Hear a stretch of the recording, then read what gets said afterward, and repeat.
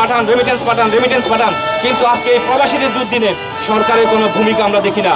Saudi আরবে 35 লক্ষ প্রবাসীকে দেখার জন্য বাংলাদেশের দুটি মিশন সক্রিয়ভাবে সেখানে কাজ করে। একটি হচ্ছে বাংলাদেশ দূতাবাস রিয়াদ, একটি হচ্ছে বাংলাদেশ কনসুলেট জেদ্দা। গত 8 মাস ধরে সৌদি আরবে এই অপহরণের ঘটনা মহামারীর মতো রূপ ধারণ করলেও আজকের এই মুহূর্ত পর্যন্ত বাংলাদেশের দুটি মিশনের একটি মিশনও আনুষ্ঠানিকভাবে একটা বারো বলেন নাই যে সৌদি আরবে আমাদের বাংলাদেশি কর্মীরা এখন ভালো নেই, সেখানে অপহরণের মতো ঘটনা ঘটতেছে।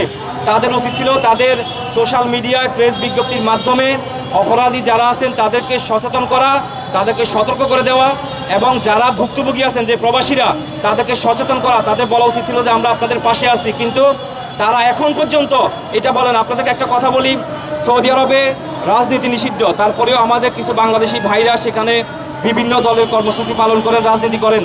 সেই রাজনীতি করতে গিয়ে 5-7 জন প্রবাসী সৌদি আরবের জেলে এখন বন্দী আছেন। সেটিকে তারা হাইলাইট করে তারা প্রেস বিজ্ঞপ্তি দিতে পারে, মানুষকে সচেতন করতে পারে।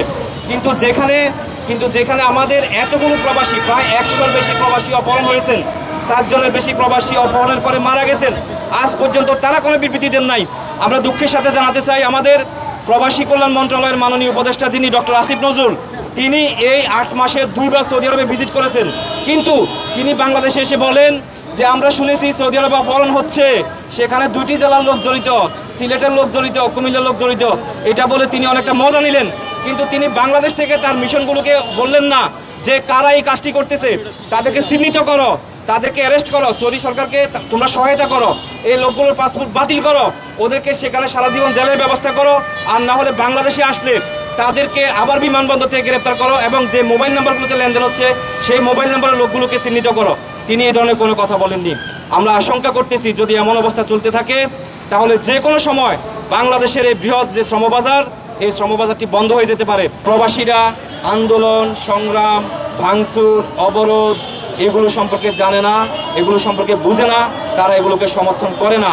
তারা তাদের পরিবারের মানুষগুলোকে রেখে প্রবাসে পড়ে আছে শুধুমাত্র পরিবার ভালো থাকবে, এই দেশ ভালো থাকবে, এই দেশের অর্থনীতিতে আরও উন্নত হবে। আমরা যদি আমাদের দেশে জিনিসপত্র ভাঙচুর করি, আমাদের দেশের গাড়িতে আগুন লাগাই, তাহলে সেটি কিন্তু হবে না।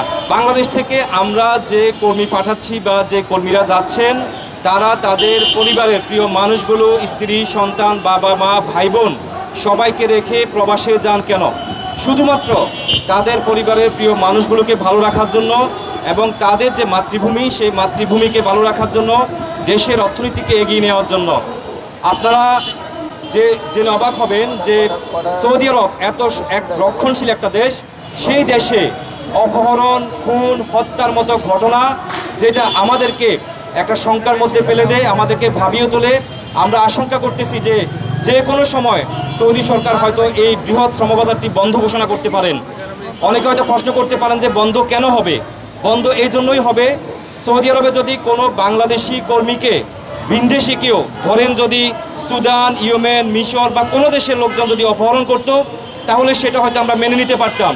আমরা তখন সৌদি সরকারকে অভিযোগ করতে পারতাম যে এই অপরাধী কারা, তাদেরকে তোমরা ধরো বা ব্যবস্থা নাও। কিন্তু দুঃখের সাথে জানাচ্ছি, এই অপহরণ যে ঘটনা ঘটতেছে, সেই অপহরণের সাথে আমাদের বাংলাদেশিরাই জড়িত। আমরা এই পর্যন্ত 20 থেকে 25টি অপহরণ চক্রের ঠিকানা আমরা পেয়েছি। একটি চক্রে একসাথে 10 থেকে 15 জন একসাথে কাজ করেন, তারা এই প্রবাসী বাংলাদেশিদেরকে টার্গেট করতেছেন। আপনাদের মনে একটা প্রশ্ন আসতে পারে যে সেটা এখানে কেন হচ্ছে? আমরা বাংলাদেশ সরকার বা বাংলাদেশ থেকে, আপনারা প্রতিনিয়ত আমাদের প্রবাসী কল্যাণ মন্ত্রণালয়ের মাননীয় উপদেষ্টা থেকে শুরু করে সবাই বলবেন যে আমরা সৌদি আরবে প্রতিদিন 5 থেকে 7 হাজার কর্মী পাঠাচ্ছি। আমরা কর্মী ঠিকই পাঠাচ্ছি, কিন্তু সেই কর্মীগুলো সেখানে গিয়ে তাদের সেই কাঙ্ক্ষিত যে কাজ, সেই কাজটি পাচ্ছে কিনা, তাদের যে আবাসন ব্যবস্থা সেটি হচ্ছে কিনা, মাস শেষে তারা বেতন পাচ্ছে কিনা, এবং তারা যে জন্য বাংলাদেশ থেকে গেলেন সে রেমিটেন্স বাংলাদেশে আসতেছে কিনা, এই খবরটি আমরা একেবারেই রাখি না। আমরা শুধুমাত্র কাগজে কলমে এটা দেখাচ্ছি যে বাংলাদেশ থেকে কর্মী যাচ্ছে, প্রতি মাসে এতজন যাচ্ছে, প্রতি সপ্তাহে এতজন যাচ্ছে, এটি দেখাচ্ছি। কিন্তু সেই কর্মীগুলো সৌদি আরবে বর্তমানে কয়েক লক্ষ প্রবাসী, যারা কয়েক বছর ধরে কর্মহীন, যাদের কোনো কাজ নেই, তারা বাংলাদেশ থেকে টাকা নিয়ে সেখানে জীবনযাপন করতেছেন। এমত অবস্থায়ও বাংলাদেশ থেকে নতুন কর্মী যাচ্ছে। আর এই অসাধু চক্রটি তারা যেটি করছে, এটিকে একটি পেশা হিসেবে নিয়েছেন যে আমি যদি একজন বাংলাদেশিকে কোনোভাবে অপহরণ করতে পারি, তাহলে তার পরিবার থেকে আমরা মোটা অঙ্কের একটি টাকা নিতে পারবো।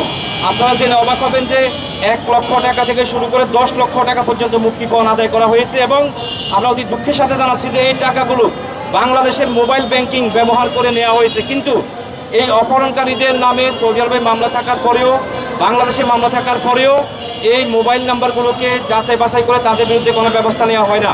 আপনারা এই ব্যানারগুলোতে দেখতে পাচ্ছেন কতটা নির্যাতন করা হচ্ছে, কতটা নির্যাতন করা হচ্ছে। আমরা আজকের এইখান থেকে বলতে চাই এটি আমাদের প্রাথমিক মানববন্ধন।